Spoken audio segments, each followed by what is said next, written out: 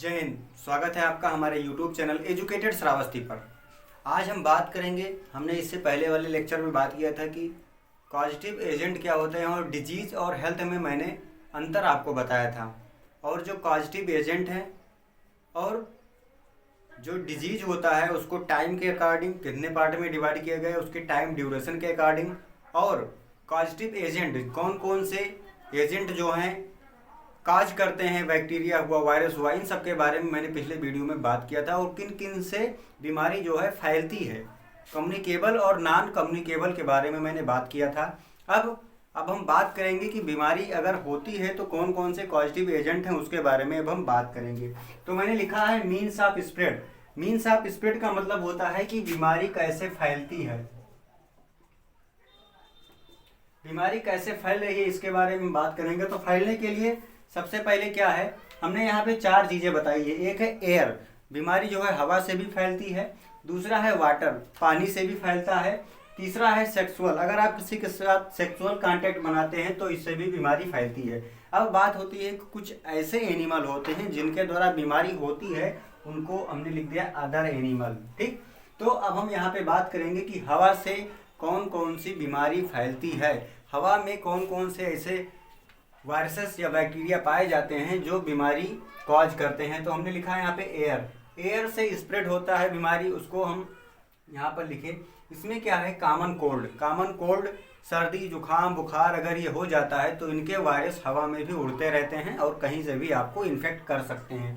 TB हो गया, tuberculosis इसको कहा जाता है। टीबी के भी जीवाणु या वायरस जो होते हैं वो क्या कहते हैं उनको, वो भी हवा में रहते हैं, उनसे भी बीमारी आपको हो सकती है। निमोनिया हो गया, ये जो होता है ये हवा से बीमारी, ये सब बीमारियां जो हैं, कॉमन कोल्ड, टीबी है, निमोनिया है, ये हवा से होने वाली बीमारी है। अब हम बात कर लें कि पानी से कौन सी बीमारी हो जाती है। वाटर से, वाटर से हो जाता है कालरा।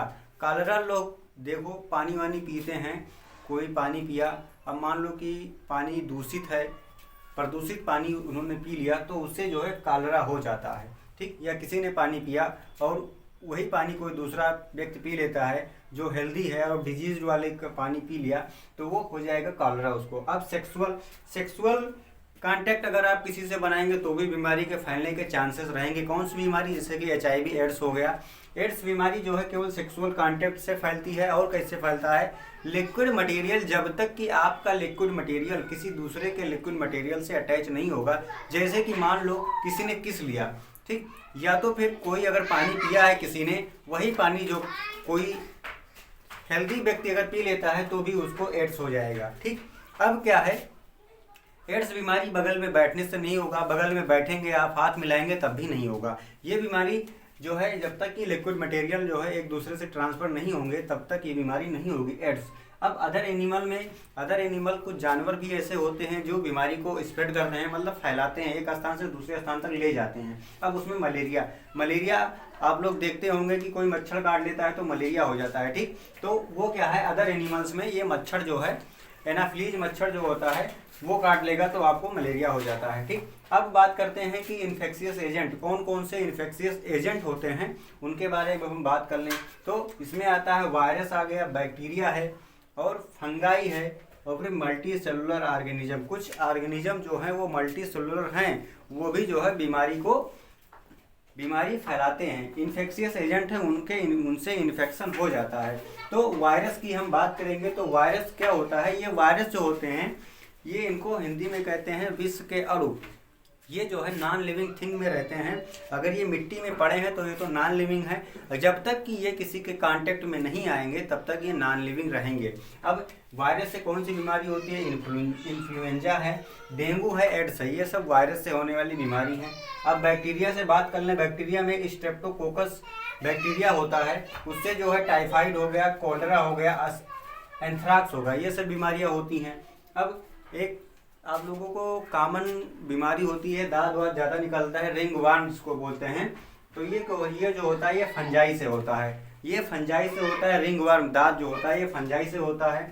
और जो कुछ प्रोटोजोवन एनिमल हैं उनसे भी बीमारी होती है, ये मलेरिया हो गया, ये प्लाज्मोडियम एक प्रोटोजोवन एनिमल है, इससे जो है बीमारी होती है। काला जार है, ये भी बीमारी होती है। प्रोटोजोआ से होती है। अब मल्टी सेलुलर ऑर्गेनिज्म, इसमें एस्कैरिस है, मल्टी सेलुलर ऑर्गेनिज्म है। एस्कैरिस जो है छोटे बच्चों के पेटों में पाया जाता है। ये एस्कैरिस जो है मल्टी सेलुलर ऑर्गेनिज्म है। अब हम बात कर लें कि एंटीबायोटिक और एंटीबॉडीज़ क्या होती हैं, इनके बारे में हम बात करेंगे। ठीक, हम बात कर लें इम्यून सिस्टम क्या है, व्हाट इज इम्यून सिस्टम। तो इम्यून सिस्टम के बारे में हम बात कर लें। इम्यून सिस्टम क्या है, हमारे अंदर हमारे ब्लड में कैपेसिटी होती है WBC में, कि बीमारी से लड़ने की कैपेसिटी होती है WBC में। ठीक, वाइट ब्लड सेल्स जो होते हैं उनमें जो है बीमारी से लड़ने की कैपेसिटी होती है, जिसको इम्यून सिस्टम कहते हैं। ठीक, अब इसमें होता है एक एंटीबॉडी, एक होता है एंटीबायोटिक। एंटीबॉडी जो होता है, एंटीबॉडीज एंड एंटीबायोटिक। अब एंटीबॉडीज क्या होती हैं, एंटीबॉडीज हमारे बॉडी के अंदर बनती हैं। ठीक, और एंटीबायोटिक क्या होता है, एंटीबायोटिक होता है कि अगर कोई डिजीज है आपको, तो उस डिजीज को ख़त्म करने के लिए एंटीबायोटिक दवा ली जाती है। अब हम कॉमन लैंग्वेज में समझ लें, मान लो कि कोई बीमारी आपको हो गया है, कोई बीमारी आपको हो गया है, अब डॉक्टर के पास आप जाएंगे तो वो एंटीबायोटिक देगा। एंटीबायोटिक क्या होता है, कोई अगर वायरस वाला बीमारी है तो वायरस वाले बीमारी को उसको काटने के लिए, उसको मारने के लिए डेड वायरस जो है दे दिया जाता है। पोलियो से आप लोग समझ लीजिए, पोलियो जो है फैला था बहुत ज़्यादा, WHO ने बहुत इसमें कोशिश किया, सभी देश ने इसमें पैसा लगाया और ये इंजेक्शन लोगों को मुफ्त में लगाया जाता है। तो मान लीजिए पोलियो किसी को हो गया है, या फिर पोलियो नहीं हुआ है फिर भी मान लें, मान लो इसमें पोलियो नहीं है, ये कैसे ख़त्म होगा। अब इसमें क्या किया जाएगा, इसमें एंटीबायोटिक दिया जाएगा। एंटीबायोटिक में क्या रहेगा, डेड पोलियो वायरस रहेगा, उसमें भी पोलियो का वायरस है। हमारी बॉडी को जो है बेवकूफ़ बनाया जाता है, उस समय पोलियो का वायरस दे दिया गया इंजेक्शन। अब ये क्या करेगा, ये धीरे धीरे एंटीबॉडीज़ हमारे अंदर डेवलप कर लेगा, ये एंटीबॉडीज़ बना लेगा। अब मान लो एंटीबॉडीज जब इसके अंदर बन गया है, बच्चा छोटा सा है, उसको पोलियो का इंजेक्शन दे दिया गया, डेड वायरस का इंजेक्शन दे दिया गया। अब वो क्या करेगा, वो धीरे धीरे उसके अंदर इम्यून सिस्टम में इतनी क्षमता आ जाएगी कि वो उससे लड़ लेगा। अब मान लो कोई वायरस अचानक अटैक कर देता है, तो हमारे बॉडी के अंदर जो सेल्स होते हैं उनके पास इतनी कैपेसिटी नहीं होती है कि वो किसी वायरस से लड़ सकें। हाँ, वो लड़ते हैं, लेकिन जो है अगर नया वायरस है तो वायरस जो होते हैं वो क्या होते हैं अपने ऊपर। हाँ, एक बात और, जो वायरस होते हैं वो मान लो अगर किसी बॉडी ऑर्गेनिज्म के कांटेक्ट में आ गए, किसी ऑर्गेनिज्म के कांटेक्ट में जब वो आएंगे तो अपने ऊपर एक कवरिंग बना लेंगे। ठीक, अब आपने एंटीबायोटिक लिया, अब वो क्या करेंगे, तुरंत जान जाएंगे कि हाँ दवा आई है, तो वो अपने ऊपर तुरंत कवरिंग बना लेंगे और समझेंगे एंटीबायोटिक मिलेगा और ये क्या करेगा, ये अपने ऊपर कवरिंग बना लेगा, तो लगेगा कि हाँ हम ठीक हो गए। लेकिन फिर जैसे ही एंटीबायोटिक का असर कम होगा, ये तुरंत फिर जो है अपने आप बढ़ने लगेंगे, धीरे धीरे तुरंत अपने आप को बढ़ाने लगेंगे, संख्या इनकी बढ़ने लगेगी। तो ये होता है एंटीबायोटिक। एंटीबायोटिक की दवा जो इंजेक्शन होता है, अगर किसी वायरस की दवा बनाई जाती है तो उसमें जो है डेड वायरसेस होते हैं, बॉडी को बेवकूफ़ बनाया जाता है कि हाँ तुम्हारे अंदर लड़ने की क्षमता हो जाए। अगर नया वायरस रियल में अगर वायरस आ गया तो उसके अंदर इतनी क्षमता रहेगी कि हाँ कि वो वायरस से लड़ लेगा। जो वायरस होते हैं वो जब बॉडी के अंदर जाते हैं तो वो अगर दवा हम लोग खाते हैं, तो जब दवा खाएंगे तो वायरस के पास जाएगा दवा, तो वहाँ पे वायरस क्या करेंगे, अपने आप को अपने ऊपर एक कवर बना लेंगे, अपने ऊपर खोल चढ़ा लेंगे। जैसे मान लो जैकेट वगैरह कुछ पहन लेंगे, ठंडक लगे ना, दवा आया तो असर किया इस पर, तो इसने क्या किया, फटाक से, बहुत चतुर होते हैं, बहुत चालाक होते हैं, तुरंत एक कवरिंग बना लिया। अब जब दवा का असर धीरे धीरे खत्म हो गया तो ये फिर अपने आप को पुरानी अवस्था में आ जाता। मान लो ये आपको इन्फ्लुएंजा हो गया या फिर डेंगू हो गया, तो एक महीना कम से कम लग जाएगा। अब जो बैक्टीरिया से डिजीज होते हैं ये एक हफ्ते में ठीक हो जाते हैं, जैसे टाइफाइड हो गया, कॉलरा हो गया, ये सब एक हफ्ते में ठीक हो जाते हैं। ये जो है अपने ऊपर कवरिंग ही बनाते हैं। तो वायरस जो होते हैं हमारी बॉडी के अंदर रहते हैं, अगर हम एंटीबायोटिक लेते हैं, जो दवा होती है एंटीबायोटिक उसको लेते हैं, तो वो क्या करते हैं, अपने ऊपर एक कवरिंग बना लेते हैं। फिर कुछ समय के बाद जब एंटीबायोटिक का असर खत्म हो जाता है तो वो फिर अपने आप